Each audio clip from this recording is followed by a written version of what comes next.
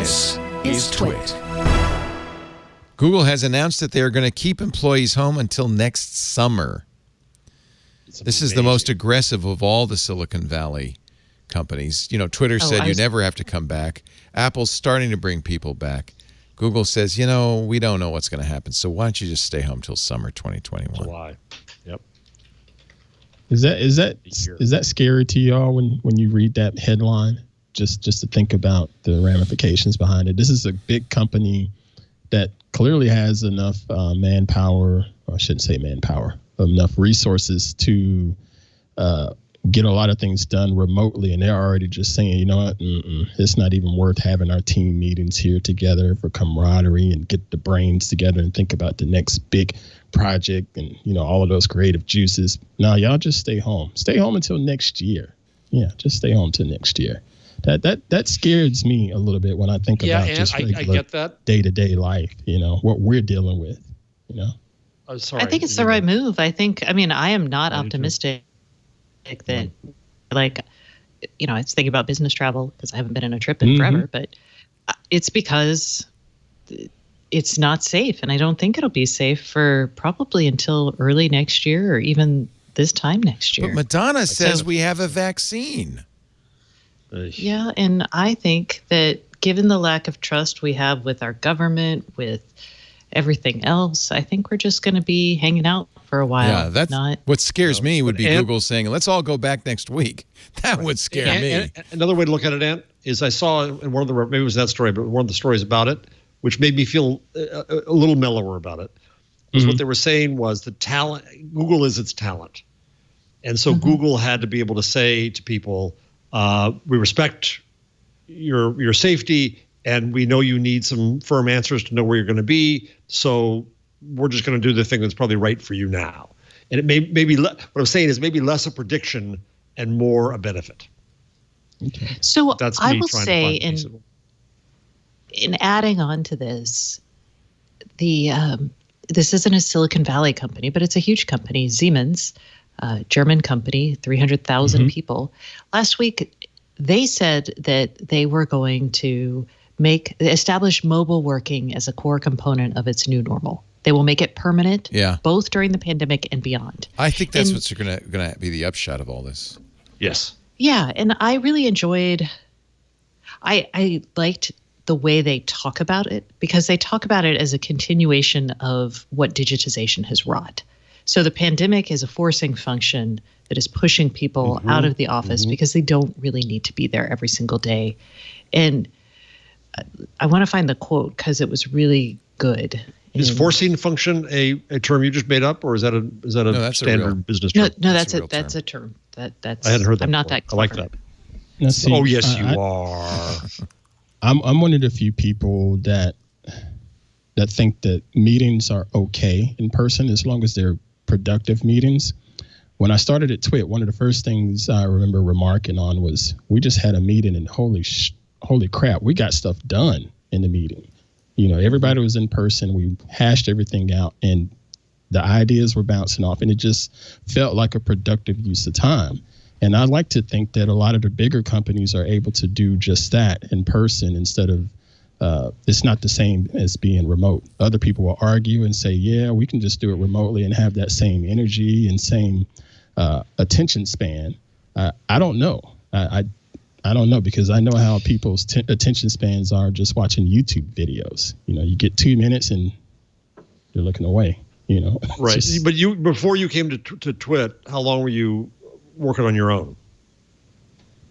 Excuse me. Before I came to TWiT, I was in IT for 17 years, 18 years, something like that. But were you full-time employed in IT right before you came? Right. And so I thought you were independent Ant before. Well, I was still independent on the side. On the side, right? I got it. I didn't realize that.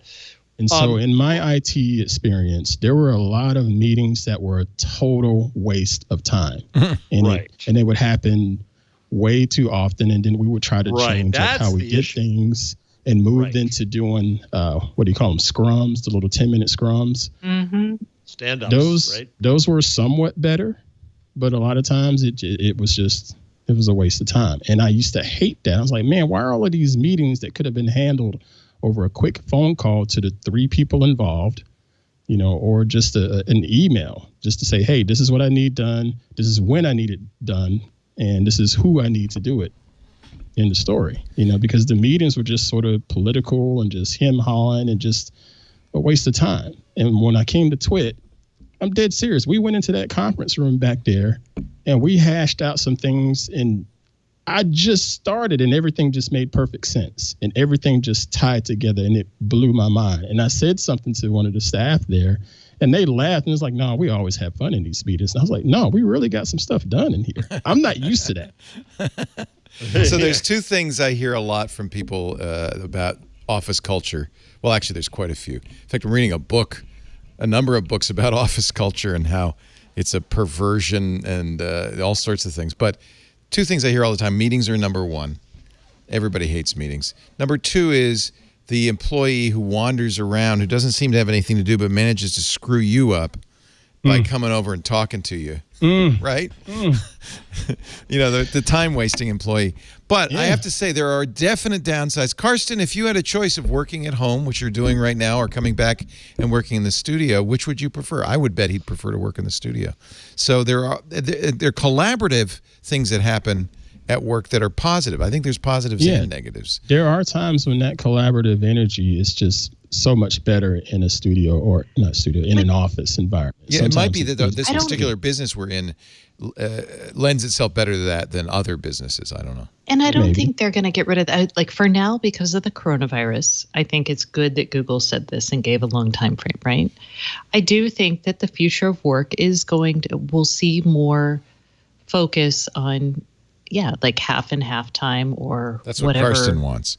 But see, okay, so as the boss, though, I interpret that as Karsten wants to work half as much and get paid the same. No, that's silly. I always assume. No, I'll just tell you the boss's point of view, and I think it's not always wrong, is that people don't work as hard at home. Come on, you don't. I've heard that. No, I work twice as hard at home. When I like at GigaOM, and part of it is the nature of the job. You're so you do have to think about. You're writers. But I mean, I worked so hard. I worked like 12-hour days. And when I was in the office, I got half as much done because I was in meetings. It's hard to get stuff done at the office because of meetings and that time wasting. And commutes. I had a 3.5-hour commute every day. I agree. But as a boss, I think that there's also this concern. I'm not looking at this person. I don't know what they're doing. I think that is the wrong metric. And I think that is so much. I think that's actually a negative. That speaks more to you and your insecurities than it does to the actual productivity. That's not just me, by the way. It's a general feeling among all employers. I am a boss. I employ someone. I never see this. I've worked with them in person. In your business, you can do that because there's a distinct product that either gets delivered or not. Yeah. There's in most businesses there's some sort of metrics, and if your metric is that person's butt in the chair, then that's the wrong metric. Wrong metric. It depends on the business. Seriously, it does. It does. Well, yes. If you're the person who greets people at the front of an office, then yes, the butt in the chair. Or if you're a customer service representative, I think there are a lot of jobs where. I agree. I think the factory floor is a bad metaphor for, especially for information work, and it is. So I agree. But I also understand that there's this kind of, and I find it hard to work as hard at home. And see, I don't. Yeah. I remember when all of this went down, most of my professional career ended up being remote work from home full time because one of my managers, bosses or whatever, came up and sat with me one day and realized, this dude gets so many interruptions that has nothing to do with him. Yeah. You do eliminate that. What are we doing? And then he would get the emails from something that I had done from home later on that night because it was on my brain. I didn't have anything else to do, so I just did a little bit of work. Didn't bother me any. And he's like, "Wow, you get a lot done when you're not here." And I said, "Yeah, I know." Let's think about the jobs that are done at Google. Engineering. Some engineering is physical. You have to be in the server. Right. So let's take that aside. Those people have to go to work. Our engineers have to come to work. Yep. Coding. So coding is a lot like writing in one respect because a lot of time is spent solitarily typing. But there is also a very big, especially in big projects, collaborative side to coding. Now, there are a lot of tools in coding that are designed to make that easier remotely. But I think a lot of coders benefit from sitting across from or being in the room with, or at least having meetings with people who are working on a similar project or the same project. That's valuable. Maybe not. I don't know. Go on. Go ahead, Ms. Stacey. No, you go ahead. No. I was going to say, when Kevin and I collaborate, we do it. We just set up a video, and we have time set aside to interface that way. And I think if you have time set aside for your group to get together, like to truly focus together, and you limit that to like an hour, that's important. But you don't physically have to be in the same place. You just have to make time for it. And you have to use that time efficiently. And I think what happens in big companies is your meetings are not that time because they're taken over by politics. Right. And that's when the idea of like, I walk around and I talk to someone and we're more productive because we're in the same place. That's because you're just in the same place and you're jujitsuing. You're using that time to do the thing that those meetings were probably supposed to be designed for. Does that make sense? Yeah. Mm-hmm. I had a boss, the managing editor of the Examiner when I was there in San Francisco, yelled at me one day. He said, because he sees me looking around the office and looking for gossip. Hey, damn it, Jarvis, I pay you to be the town crier, not the office crier. Oh, I like it. Yeah. Wow. I used to have my publisher used to, when I was at a business journal, my editor would be pissed if we were in the office, right? He was like, why are you not like, why are you here? My publisher, though, wanted our butts in the seats at 8 a.m. We would get a memo like at least once a month about the reporters, the newsroom being totally empty, at 8 a.m. in the morning. And we're like, dude, that's because we were at 7 a.m. breakfast, with our sources and, do it. But there are people like you who are self-starters, but there are also people who aren't self-starters. There are people whose job requires them to take initiative, to come up with things, to do things, to make calls. Sales is a good example. Salesperson. A lot of that job is calling people and staying in touch with. And some people can do that. I'm sure Stacey could do that at home. But some people won't do it at home. Like those guys, I'm going to get a sandwich. And then they get fired. No, they don't necessarily get fired, and they don't get fired necessarily right away. Bad management. It's inefficient. Yeah, but these are not things that are deliverables, so it's hard to get a metric on it. You do start to notice things are not going well, or maybe the deals aren't being made that should be made, that kind of thing. Yeah, those are metrics. Eventually, I think it probably hurts. So, but don't you think that there are a lot of employees who just aren't capable of that? Well, you're saying they should just not have jobs, those people? No, I'm not saying that at all. There's places, I think we will move to a future. Right now it's tough, but I think we'll move to a future where there will be a larger class of people who will want to work from home and who can successfully work from home. Those people are going to be in good shape. When all of this stuff people went go stir down, crazy. Yeah, teachers. Well, they have tiny apartments. Right. Or, they've got 5 people in the house and they need to get out, or they're more efficient. And I think there'll be more choice involved. The interesting thing now is you already see the remote lash occurring. I put in 2 things in the rundown where the Wall Street Journal is just acting like, well, the companies are saying this is not working. Well, but they're missing every other factor that's involved. The stress of the disease, sick relatives, children, school, public transportation. I mean, Jesus, it was ridiculous. The New York, and then I put up another blog post that was kind of similar. It doesn't work. We don't know yet. It's what'd you call it, Stacey? Forcing. It's also complicated. Function. It's also complicated. I don't think there's it is. I don't think there's it does and it doesn't work. Maybe it does work for some people and it doesn't work for some people. It does work for some jobs. It doesn't work for some jobs. Right. What's bothersome is everybody around it. The New York Times did a story about my old building. It used to be the Time Life building, 1271 6th Avenue. And everything is closed around it. And there's one hot dog. Oh, you both worked at that store, at that building? Right. That was a great article. I didn't realize that both of you had worked there. Yeah. Yeah. Yeah, they And used to sell 400 hot dogs a day. Now he sells 12. 10. 10. Yeah. Yeah. Wow. That's when all of this hey. stuff went down, I remember sitting my boys down to say, look, we need to get prepared. And I will openly admit, my boys have some privilege in this. They have the resources here as far as having a decent internet connection and being able to log in to whatever online schooling that they need to log into. They have that.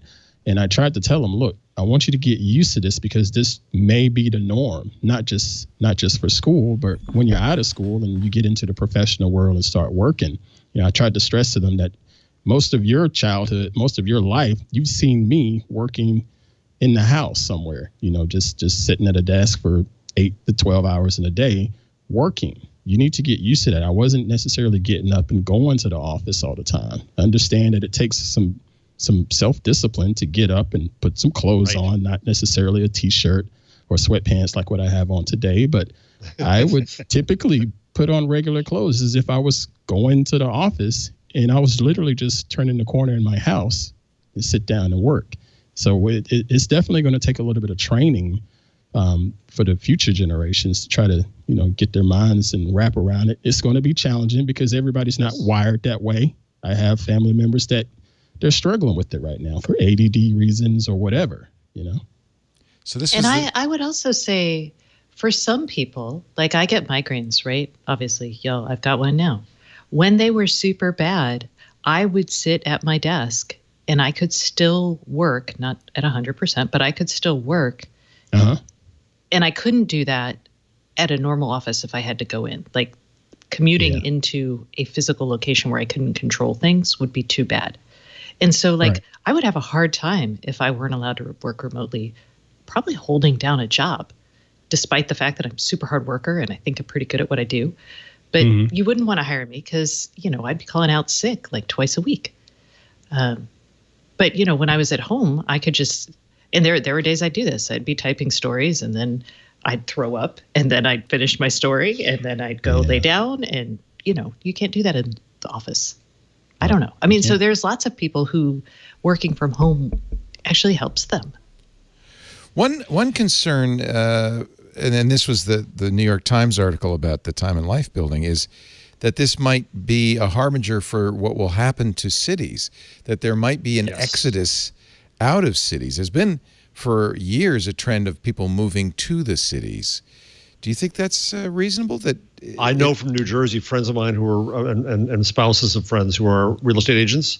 They're selling houses out here in the burbs like hotcakes at a certain price point. Colleagues of mine who would never think of coming to New Jersey are now feeling so trapped. That happened after 9/11 too. Yeah. Right? Yeah, it did. And then they came back to the city. So that's the question. Are they going because of COVID, and will they come back after COVID, or have they found a new way of living? I think there's a group of people who enjoy being in a city and will stay there for a while. And I think maybe it's age dependent, maybe it's wealth dependent. I don't know. It's and then just taste. I miss it, but my wife wouldn't do it. Yeah, I'd love to live I would live in New York if I could, but my husband would just divorce me. And we should all just get married because right? I would like to live in New York too, but my wife won't let me. So the three of us we could make it a TV show. The three of us living in a look here, Mr. Jarvis. Floor walk up. I really like New York, but you can keep it. Yeah. I'm not living there. He's happy in Petaluma, or he likes the farm country. I like it here. Yeah.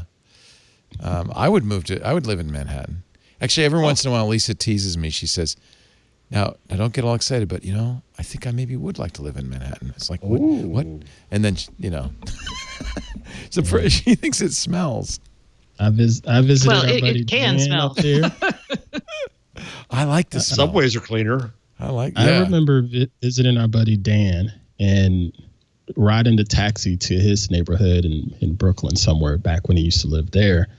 There was a pigeon that I saw on the side of the road, and I swear that pigeon had a cape on. It was actually just trash, just draped to the pigeon. I'm like, well, in Austin, they have little cowboy and hats. it was Super Pigeon.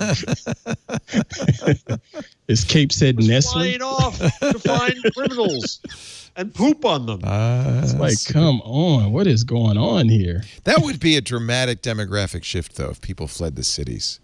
What I fear is that people too poor to flee the cities will end up. The cities will be where you end up if you are economically disadvantaged. Oh my gosh, it'll be just like white flight way back in the day. Yeah, I mean, that's right. This is an ebb and Trump flow. going after the suburbs. Yeah. Today, reinstating redlining and saying the poor people won't live next to you and your house price is going to go up as a result. You're welcome. That's where we are Lord. now. Oh, Lord.